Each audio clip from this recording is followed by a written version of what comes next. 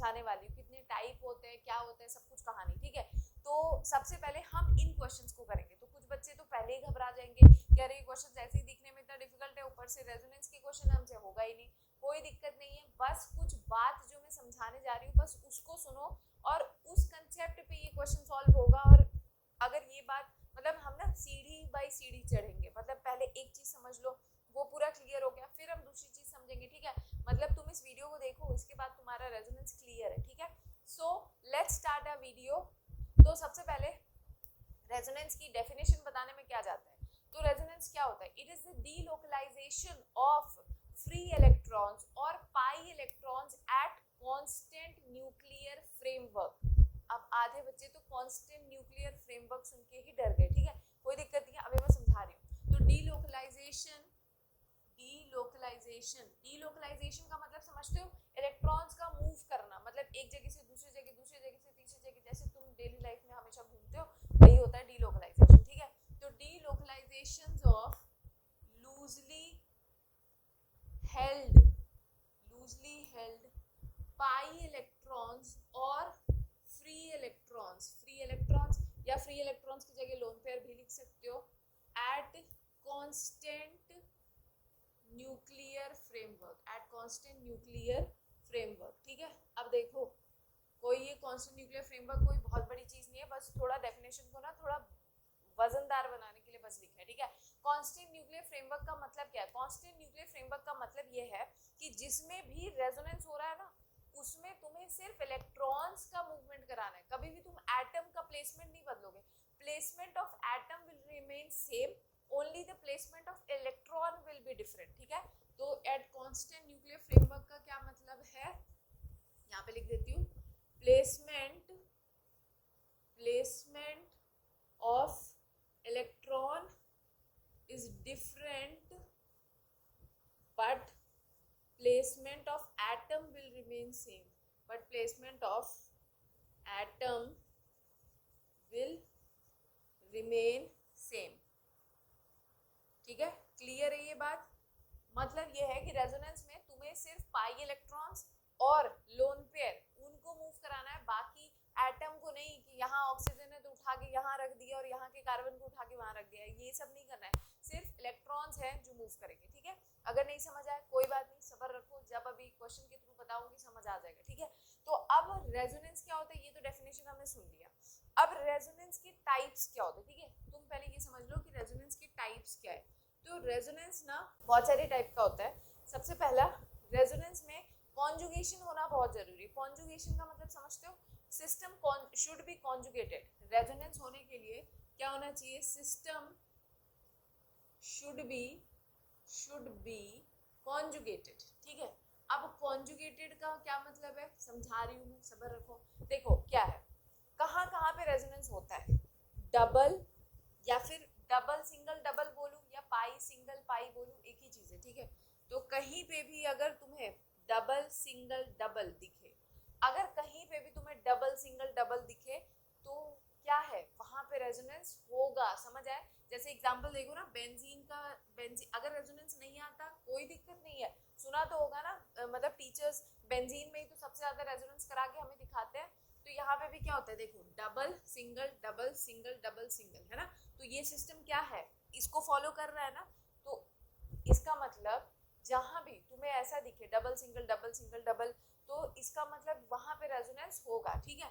तो इसी को हम लोग क्या बोलते हैं, कॉन्जुगेशन। अगर कहीं पे डबल सिंगल सिंगल सिंगल फिर डबल है तो यहाँ रेजोनेंस नहीं होगा, समझ आया। कैसा होना चाहिए, डबल सिंगल डबल, ठीक है, ऐसा होना चाहिए, रिपीट होना चाहिए हर एक सिंगल बॉन्ड के बाद, ठीक। उसी को कॉन्जुगेटेड सिस्टम कहते हैं। दूसरा क्या होना चाहिए, डबल सिंगल पॉजिटिव। अगर तुम्हें कहीं दिखे डबल सिंगल पॉजिटिव तो वो भी रेजोनेंस करेगा। तीसरा क्या है, डबल सिंगल नेगेटिव, ठीक है, तो वो भी रेजोनेंस करेगा। चौथा क्या है, डबल सिंगल लोन पेयर, ठीक है। पांचवा क्या है, डबल सिंगल फ्री रेडिकल, ठीक है।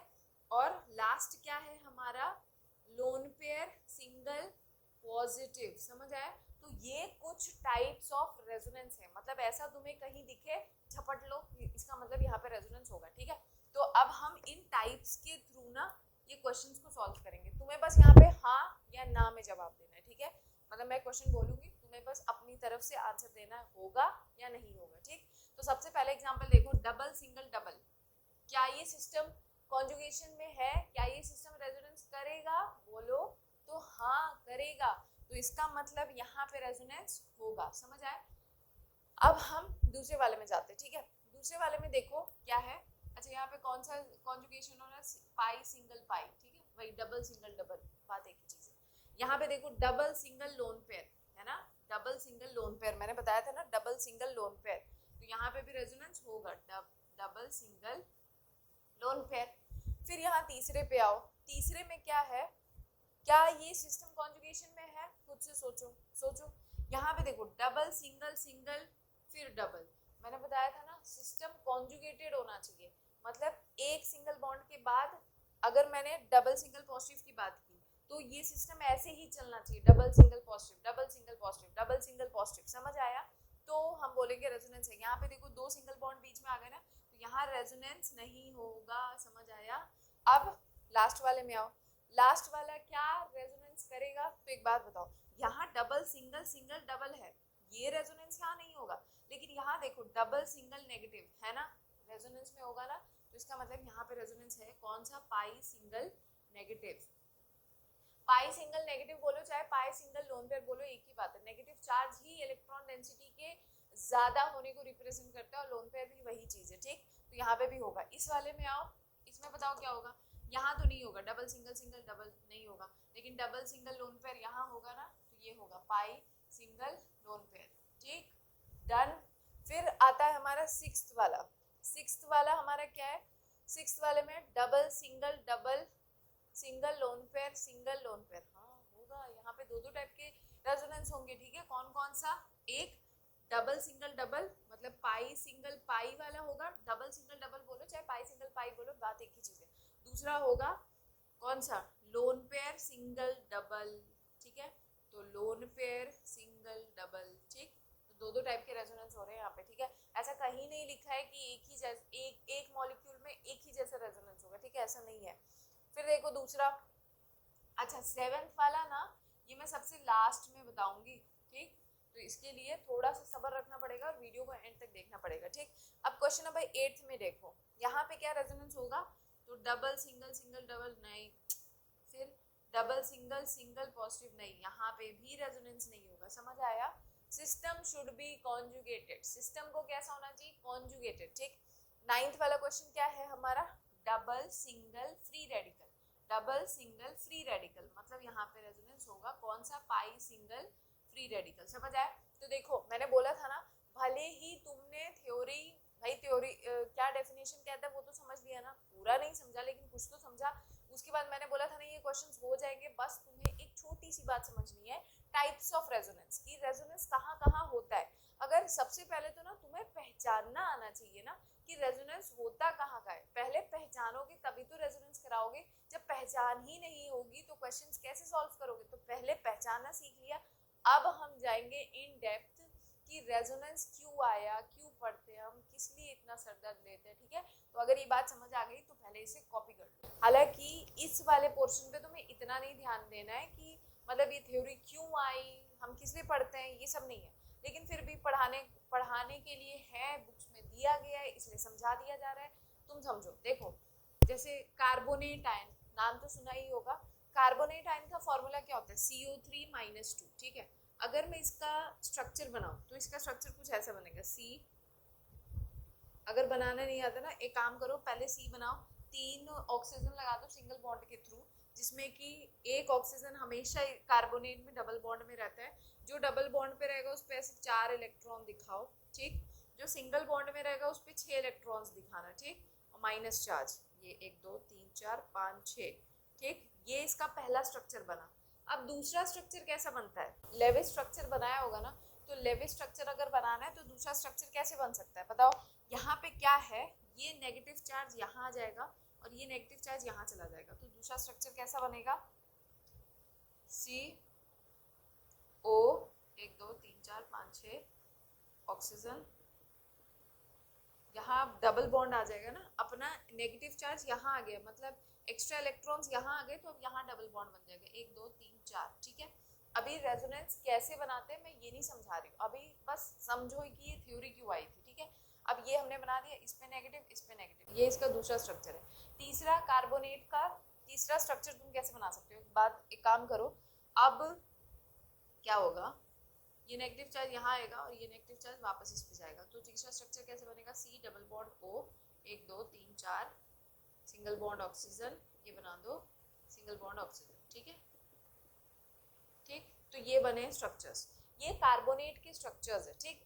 अब एक बात बताओ, यहाँ पे ये जो हमने कार्बोनेट के स्ट्रक्चर्स बनाए, इसमें तुम्हें क्या दिख रहा है, हमें यहाँ पे क्या दिख रहा है, कार्बोनेट आयन में जो स्ट्रक्चर बनता है उसमें एक कार्बन और ऑक्सीजन के बीच में डबल बॉन्ड है, एक कार्बन ऑक्सीजन, दो कार्बन ऑक्सीजन के बीच में सिंगल बॉन्ड है, ठीक है। सारे ही स्ट्रक्चर में तुम्हें यही देखने को मिलेगा, ठीक है। अब तुम्हें एक बात पता है कि डबल बॉन्ड जो होता है वो हमेशा शॉर्टर होता है, is shorter than single bond, है ना। तो इसका मतलब जहां जहां डबल बॉन्ड का फॉर्मेशन हुआ है वहां वहां पे बॉन्ड लेंथ क्या होनी चाहिए, छोटी होनी चाहिए, और जहां सिंगल बॉन्ड है वहां बॉन्ड लेंथ बड़ी होनी चाहिए। लेकिन एज एक्सपेक्टेड केमिस्ट्री ने अपना खेल खेल दिया। होता क्या है, जब हम एक्सपेरिमेंटली स्टडी करते हैं तो ये देखा गया था कि जितने भी यहाँ पे कार्बन ऑक्सीजन के बॉन्ड लेंथ है वो सारे के सारे क्या आ गए, सेम निकल के आ गए। तो ऐसे कैसे हो गया भैया, हमें तो स्ट्रक्चर में दिख रहा है कि यहाँ पे एक कार्बन ऑक्सीजन में डबल बॉन्ड है और बाकी दो में सिंगल बॉन्ड है, तो बॉन्ड लेंथ तो सेम आनी ही नहीं चाहिए, लेकिन यहाँ पे बॉन्ड लेंथ सेम आ जाती है, समझ आया। तब जब बॉन्ड लेंथ सेम आती है ना, तब रेजोनेंस की थ्योरी आई। रेजोनेंस थ्योरी ये कहती है when a molecule or ion can be represented by two or more Lewis structure, अगर हम किसी एक मॉलिक्यूल या आयंस के लिए अगर उसको दो या दो से ज्यादा लेविस स्ट्रक्चर से रिप्रेजेंट कर रहे हैं, और लेविस स्ट्रक्चर जिसमें कि सिर्फ डिफर करता है on the position of electron, ठीक है, ये आपस में एक दूसरे के लेविस स्ट्रक्चर है। और देखो सब में, इससे मैंने ये वाला स्ट्रक्चर कैसे बनाया था, सिर्फ पोजीशन ऑफ इलेक्ट्रॉन्स ही तो सब में बदले, तो यही बात बोलेगी when a molecule or ion can be represented by two or more Lewis structure that differs in the position of electrons, two thing will be true.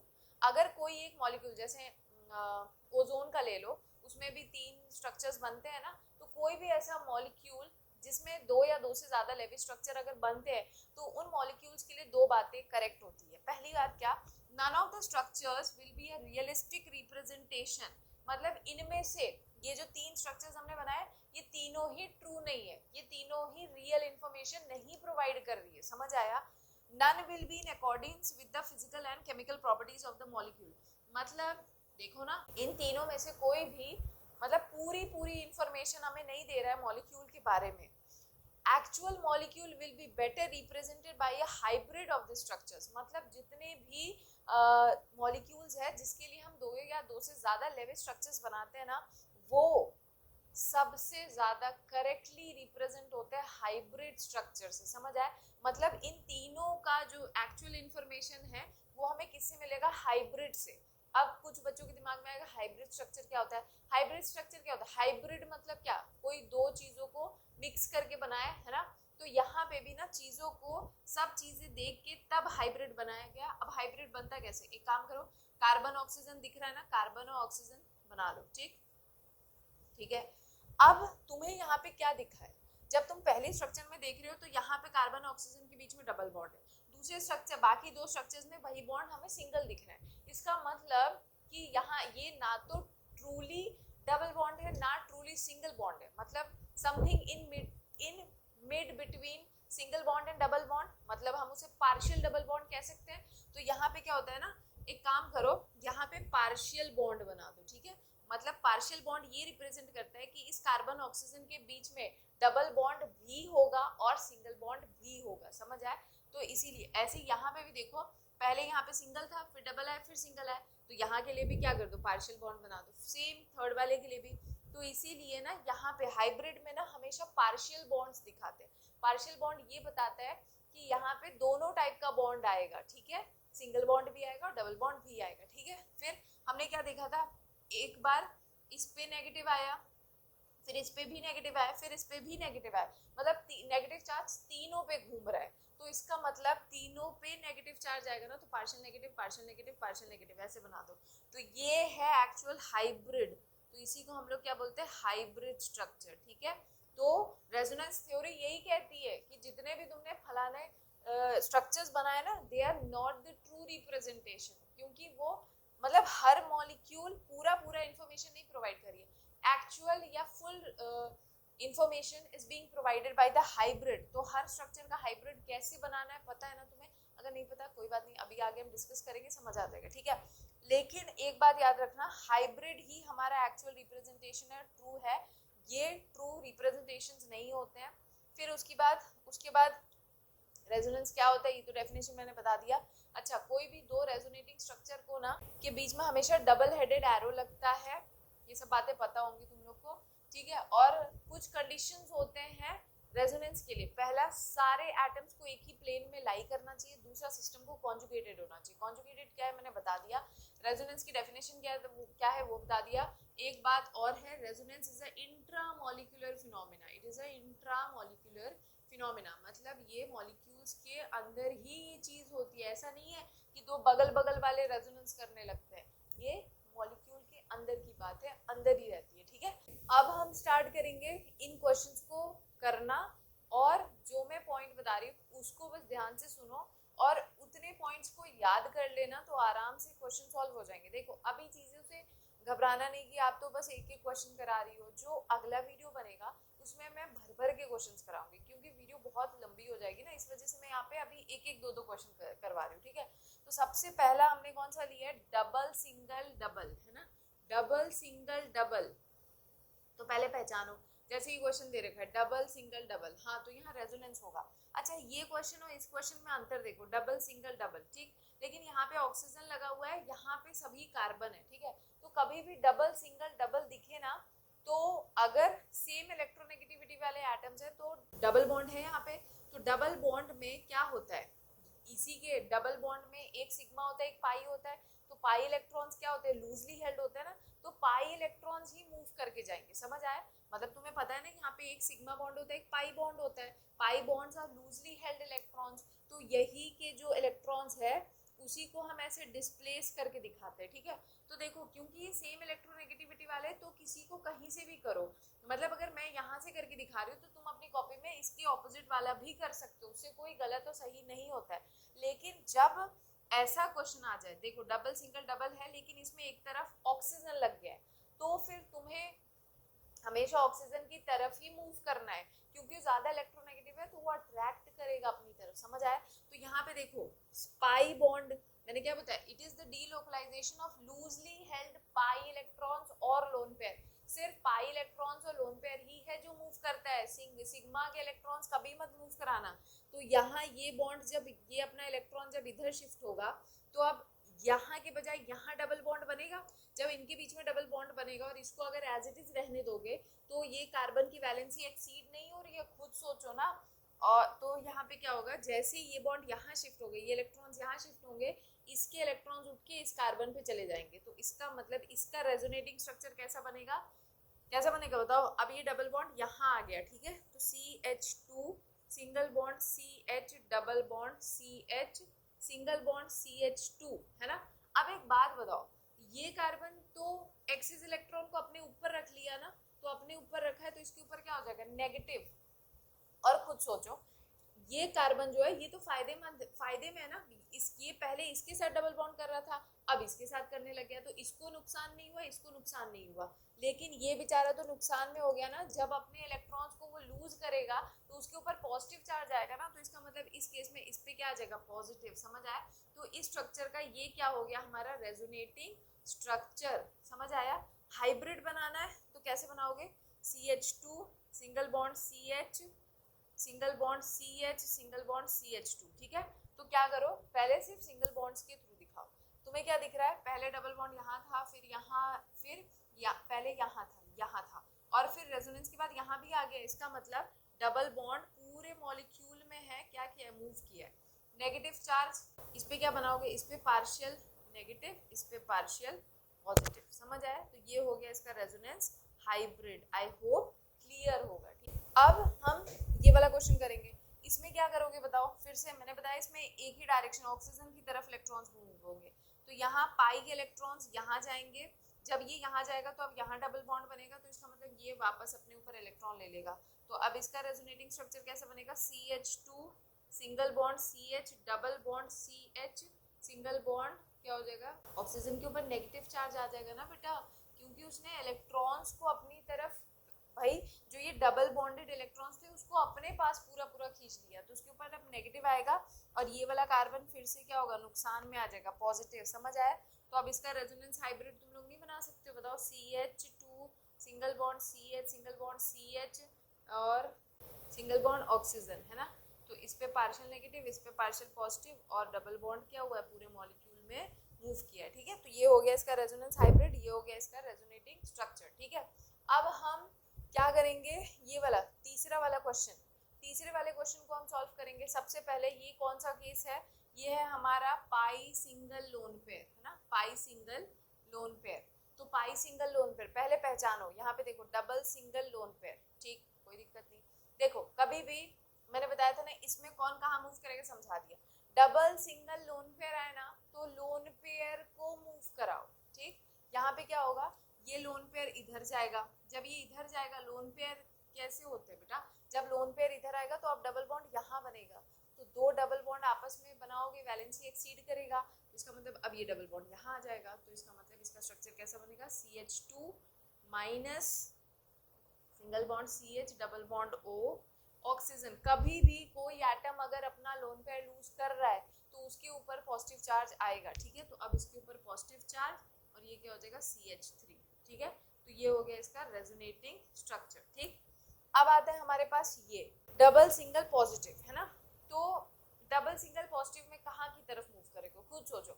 Positive मतलब वेकेंट ऑर्बिटल भैया, तो वेकेंट ऑर्बिटल है और यहाँ पे electrons है, electrons की density ज्यादा है, लूजली हेल्ड इलेक्ट्रॉन्स है, तो भाई इसी को यहाँ मूव करोगे ना, खाली डब्बे में से क्या निकालोगे। तो भैया कभी भी डबल सिंगल पॉजिटिव आया तो पाई इलेक्ट्रॉन्स इधर मूव करेगा, तो इधर मूव करना मतलब अब डबल बॉन्ड यहाँ बन जाएगा, तो इसका रेजोनेटिंग स्ट्रक्चर क्या बनेगा, CH2 single bond CH, double bond CH2 और अब इसके ऊपर पॉजिटिव चार्ज आ गया क्योंकि इसने दान किया है, तो जो दान करेगा वो भुगतान भी तो करेगा। समझ आ गया? तो ये इसका रेजोनेटिंग स्ट्रक्चर। अब क्वेश्चन नंबर 5 देखो, क्वेश्चन नंबर 5 हमारा क्या है, ये भी कौन सा केस है, डबल सिंगल पॉजिटिव, मतलब देखा जाए तो डबल सिंगल पॉजिटिव, है ना। तो इसका रेजोनेटिंग स्ट्रक्चर कैसा बनेगा बताओ, मैंने समझाया था ना, पाई बॉन्ड्स को खाली डब्बे की तरफ मूव कराओ क्योंकि वेकेंट ऑर्बिटल को रिप्रेजेंट करता है प्लस चार्ज। ठीक है, तो क्या होगा, कुछ सोचो, ये पाई इलेक्ट्रॉन्स यहाँ जाएंगे, ये पाई इलेक्ट्रॉन्स यहाँ जाएंगे, तो क्या होगा, जब ये पाई इलेक्ट्रॉन्स यहाँ गए तो अब डबल बॉन्ड यहाँ बनेगा, ये पाई इलेक्ट्रॉन्स यहाँ गए तो डबल बॉन्ड यहाँ बनेगा, तो कौन एंड में लूज किसने किया, चार्ज, पहले बना लो। ठीक है, तो यहाँ डबल बॉन्ड और कहाँ था, यहाँ डबल बॉन्ड, तो अब पॉजिटिव चार्ज इसके ऊपर आ जाएगा। समझ आया?